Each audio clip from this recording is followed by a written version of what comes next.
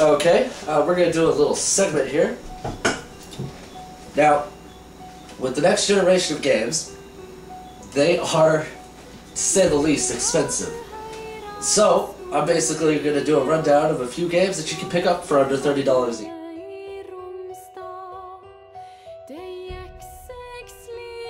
Dark Sector, $8. It has its flaws, but go ahead and pick it up. I just did a review of that just now. Sorry, new translation. You can get this off the PlayStation Network here in America, but I imported mine from Europe. The PS3 is not region protected, so you can pick up your hard copy for $30, have it imported, and you got yourself a very own case. Interestingly enough, the European version is in Japanese. But anyway, I really like that game. If you like survival horrors, go ahead and do that. We've got Resistance Fallen Man, very innovative first-person shooter. It's very long. One of the longest first-person shooters I've ever played. You can get it for $30. Good game. Good multiplayer. The second one recently came out. This finally went down in price. I bought this when it was $60 and it had been out for like a year already. It just barely went down to $30. Okay? But it is a good, fun game.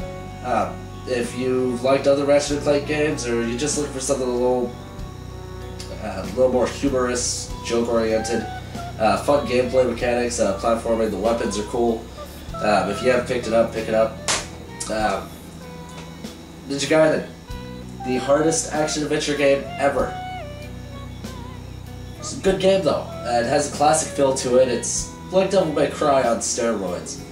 So if you're in a bad mood, I wouldn't recommend playing it, but you can pick this up for under $30. So if you're up for a challenge, go ahead and get that. We got Kane and Lynch Dead Men. Right now, you can pick this up from anywhere between $12 and $17. It's got a great co-op mode, but it's also fun to play by yourself. It's a dark, gritty kind of thing. It's from the makers of the Hitman franchise. I rather enjoyed it. Some of the missions are pretty cool. I mean, the first mission is you rob a bank. Next thing you know, you're blowing up helicopters and breaking into prison that you just got out of. You can go ahead and pick that up. Now here we have Clive Barker's Jericho. Now, I don't know if you guys have noticed, but I have referenced this game a couple of times because the graphics are very fresh. It is in HD and all of that, but it's just, you can tell when this game came out. But, as far as first-person shooters go, it's innovative, I think. It's from Clive Barker. The voice acting is very cheesy, but it just kind of fits in. I mean, it wouldn't be Clive Barker if the acting wasn't cheesy. But it's really dark. You get to travel through time a lot. I mean, tons of gore, blood, strong language. I enjoyed it. You can pick this up for like $10 now. Folklore, action-adventure RPG kind of thing going on from the creators of Onimusha. I really like this game. It'll take you anywhere between 15 hours and 30 hours. You can pick this up for $20. If you're into that kind of whole thing, you do visit 6 different netherworlds. So if you are interested in this, go ahead and pick it up. You've got Condemned 2, which you can pick up for $17 if you don't have this already.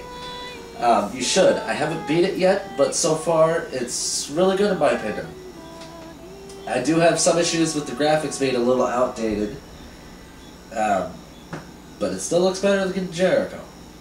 But anyway, so far it's been pretty good, so if you have $17, pick that up.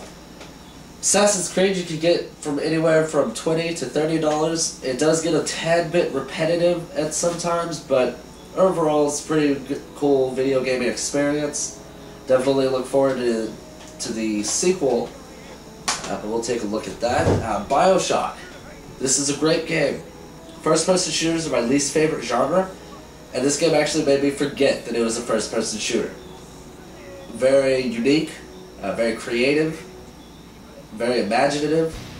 It's just a pretty damn good game. Pick that up from $20 to $30. Alone in the Dark, Inferno, the PS3 version. You can pick this up for $20. I enjoyed this game. I've heard the Xbox 360 game is barely playable though because of a lot of glitches and things like that.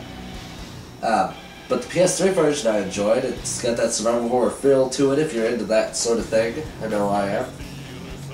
I found it to be a pretty good game for $20, and so I'll just put that there. This game is fun to play with a friend. One of the magazines said co-op just became a genre, and I agree. For $20, it's a pretty good game, but my only problem with it is after you beat it, you just kind of forget about it. But it is cheap. It's also pretty short, though. I haven't tried the online experience, maybe that makes up for it. And there you have a bunch of cheap games that you can buy that have dropped in price that I think are pretty decent games. Now, if you'll excuse me, I'm gonna go play some games. C'est la guitare.